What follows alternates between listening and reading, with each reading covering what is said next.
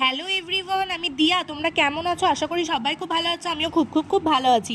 আমার আরেকটি নতুন ভিডিওতে তোমাদের স্বাগত জানাই। আজকের ভিডিওটি হচ্ছে আমি সারাদিনে কী কী খেলাম তোমাদের সাথে শেয়ার করব। এক কথায় বলতে গেলে what I it in a day. তো এই দেখো, আমি প্রথমে মুসলি আর টক দই খেয়ে নিচ্ছিলাম। দিদি আবার একটা কলা দিয়ে দিল। কলাটা যেহেতু আমি খাই না ন্যাচারালি, সেদিন দিল বলে খেলাম। তো যাই হোক, অতটা মিষ্টি আমার পছন্দ না। মুসলি আর টক দইটা খেলেই আমার হয়ে যায়। তো দেখেছো তো, সকালবেলা কিন্তু আমি হেলদিভাবে শুরু করার চেষ্টা করি, কিন্তু হয় না। আমার বাড়িতে সবসময় সোনপাপড়ি রাখাই থাকে, আর আমি খুব ভালোবাসি সোনপাপড়ি খেতে। অন্য কোনো মিষ্টি আমি পছন্দ করি না। এটা আমি খেয়েই নিই প্রত্যেক দিনই একটা করে। তো যাই হোক, এটা খেয়ে আনহেলদি হয়ে গেল আমার খাওয়াটা। আর কিছু করার নেই, আনহেলদি হলে আর কী হবে বলো? নিজের পছন্দটাকে তো সবসময় ইম্পর্টেন্ট দিতে হবে, তাই না? ওই যে দেখো, সোনপাপড়ি খাচ্ছি আর গল্প করছি দিদির সাথে।